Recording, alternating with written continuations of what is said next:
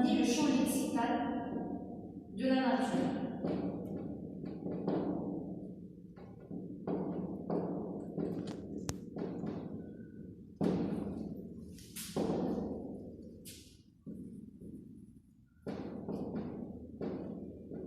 Les bras des marronniers, ou bien large bras du marronnier,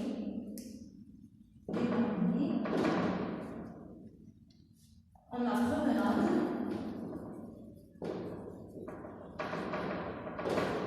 on a lumière, voilà. Donc on a dit que ce champ lexical symbolise la liberté et aussi la joie. On a les figures de style maintenant qui jalonnent cette partie. Il s'agit, au début, on a jeté un homme comme un autre homme. Il s'agit ici d'une comparaison. Donc, il y a un comparé, un comparant et l'outil de comparaison comme.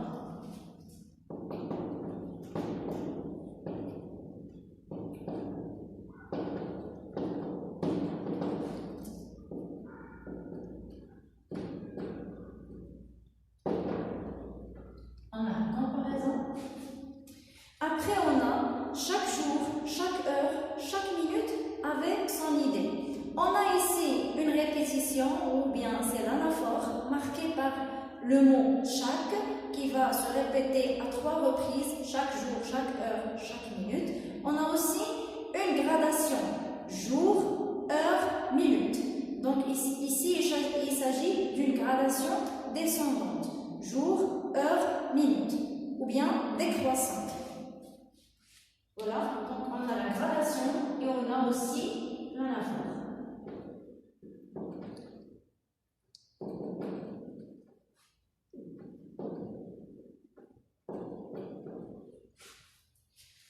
Voilà, donc, et après on a à la fin une énumération. L'énumération qui marque qu'il s'agit d'un texte descriptif. L'énumération à la fin de ce paragraphe, on a c'était des jeunes filles, de splendides chefs d'évêques, des batailles gagnées, des théâtres pleins de bruit et de lumière, et puis encore des jeunes filles et de sombres promenades. Donc ici, il y a une énumération marquée par les virgules. Une énumération.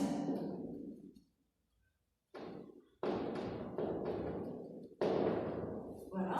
Donc la comparaison marque la liberté du condamné.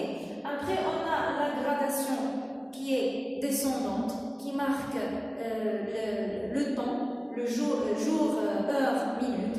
On a aussi l'anaphore, c'est la répétition, qui montre que autrefois il était toujours libre. Voilà. Et l'énumération, il veut énumérer des jeunes filles splendides, chefs d'évêques, des batailles. Donc tout cela pour montrer qu'il vivait dans la joie et dans l'aisance. Il n'y avait pas de problème. Ça c'est pour les figures de style. Après, et pour clore cette partie, on va voir le registre littéraire qui domine cette partie, puisqu'on a parlé de la nature, de la joie, de la liberté, et aussi on a l'utilisation du pronom personnel je qui marque le moi dans cette partie. Donc on pourrait dire automatiquement qu'il s'agit d'un registre lyrique. Tous les indices du registre lyrique sont présents dans cette partie. Donc c'est le registre lyrique qui donne.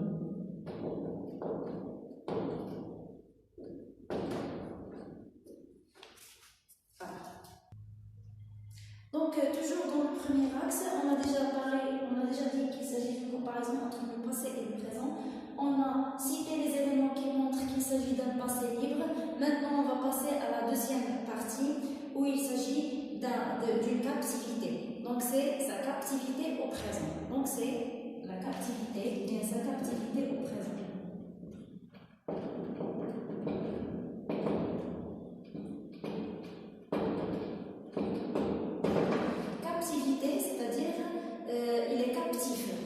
Captif, c'est le synonyme de prisonnier, c'est-à-dire qu'il vit dans une prison, il n'est plus libre.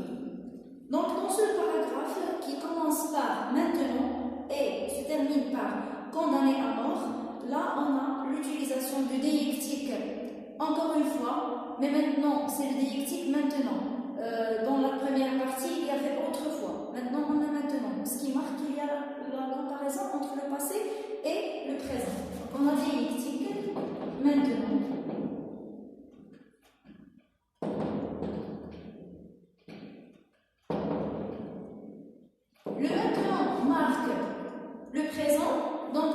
automatiquement, les verbes, on va les trouver conjugués au présent. Donc, on a mon corps est offert et le verbe être au présent.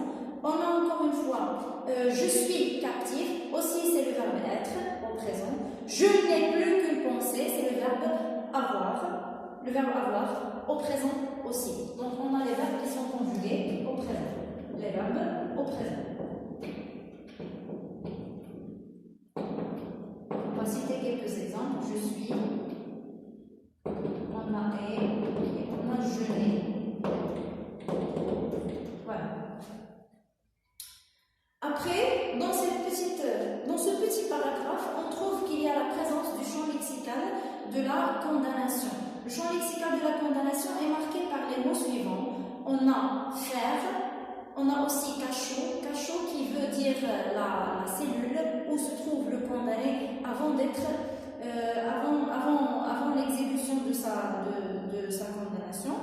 Et on a aussi le mot prison, on a sanglante, horrible, on a aussi condamné à mort, à la fin.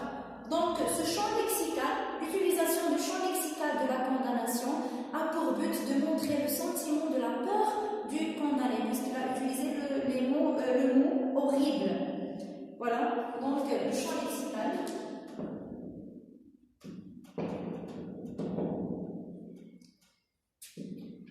De la condamnation.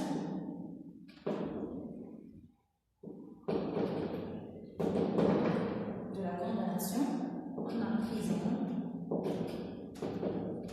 a fer, on a cachot, condamné à mort,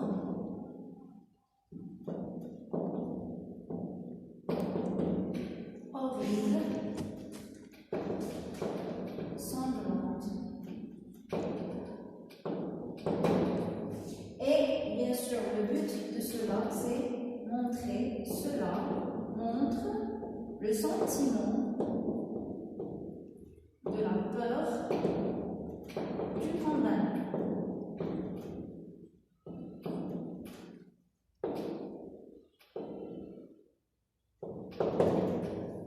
Voilà. Pour les figures de style qui se trouvent dans cette partie, on trouve mon corps est offert dans un cachot, mon esprit est en prison dans une idée.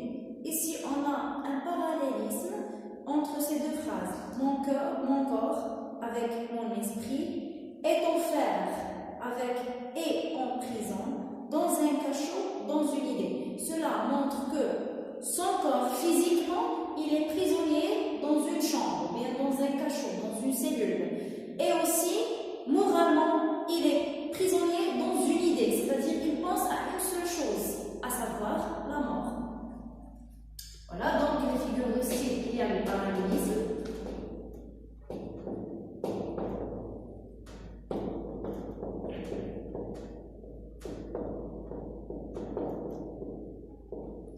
Le parallélisme que j'ai montré tout à l'heure. Et aussi, on a la gradation.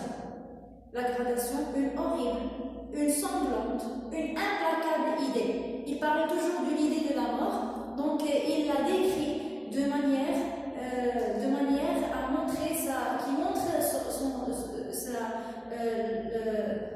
qu'elle est horrible et qu'elle est vraiment terrifiante. Donc on a la gradation.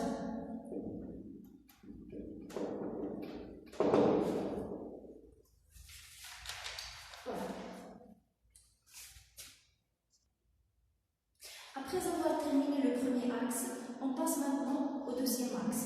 Donc le premier axe, la comparaison entre le passé et le présent du condamné. Maintenant, on va voir un condamné qui est hanté par l'idée de la mort dans la deuxième partie du chapitre.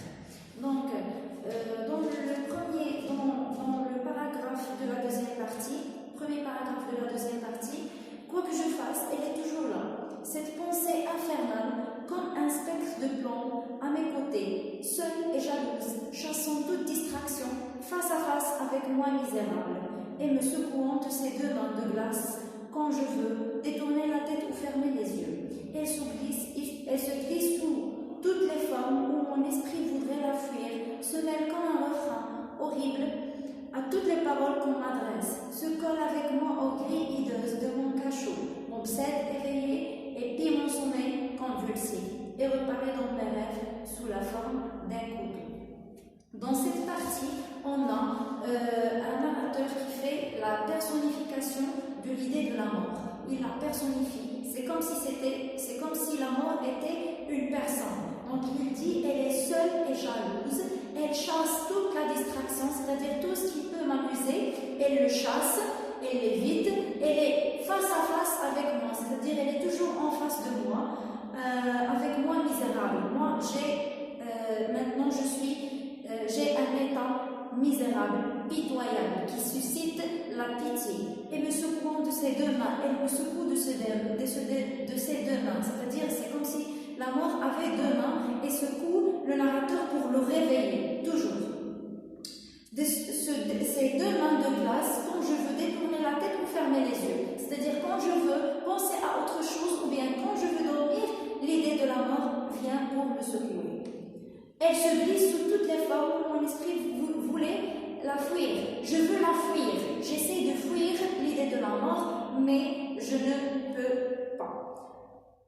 Donc, on a ici la personnification. C'est la personnification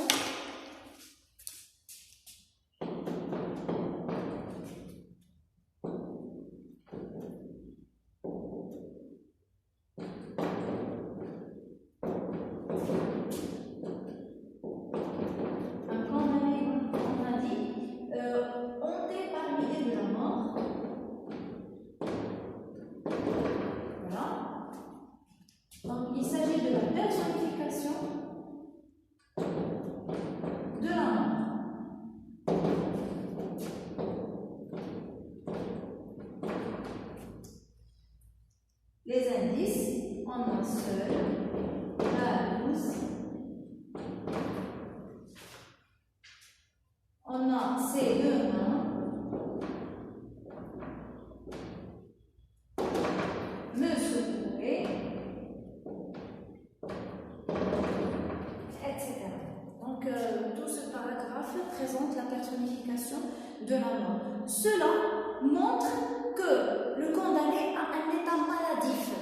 Il souffre de la hantise de l'idée de la mort ou bien de l'obsession de la mort, donc il est devenu malade par l'idée de la mort. Donc il s'agit ici de l'état maladif. Alors, cette personnification montre l'état maladif du condamné à cause de l'idée de la mort.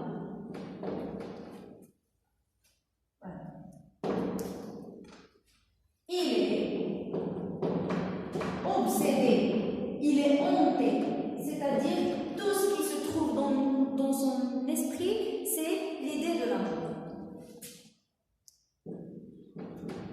Il est obsédé, éveillé et endormi. Quand il est éveillé, elle l'obsède. On a l'obsède, éveillé.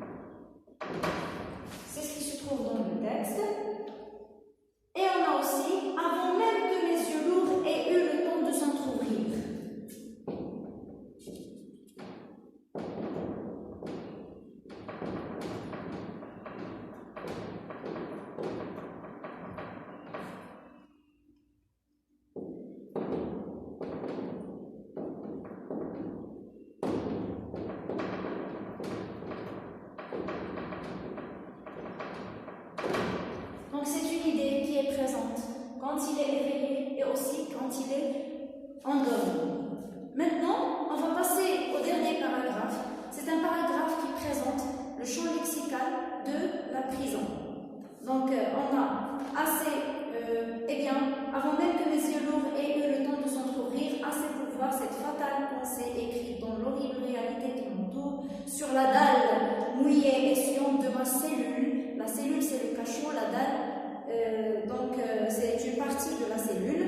On a dans les rayons pâles de la lampe de nuit qui se trouve dans la cellule, dans la trame grossière de la toile de mes vêtements, c'est-à-dire les vêtements qu'on donne à un condamné, sur la sombre figure du soldat de garde. Le soldat de garde, c'est le gardien ou bien le guichetier qui se trouve à côté de lui, dont la giberne lui à travers la grille du cachot. La grille du cachot, dans tout ce paragraphe, dans ce paragraphe, on trouve qu'il y a plusieurs mots relatifs au champ lexical de la prison. Un champ lexical de la prison.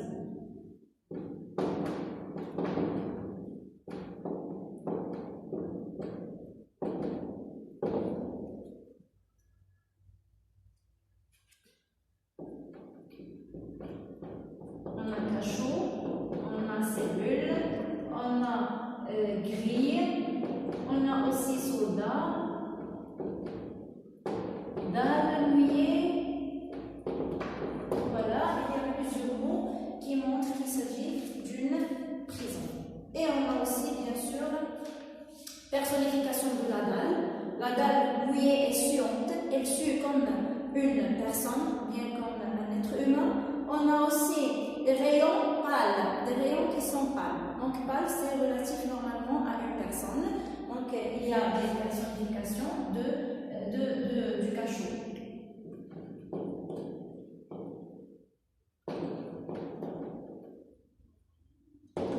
De la dalle. Par l'adjectif suante. Voilà. Donc maintenant, il s'agit, on va clore notre leçon par une synthèse où on va récapituler tout ce qu'on a dit auparavant. Donc on va écrire une petite synthèse. Voilà. Donc ici, le narrateur, c'est lui-même le condamné à mort. Il compare sa liberté présente, sa liberté au passé, à sa captivité au présent. Il fait une comparaison entre son passé et son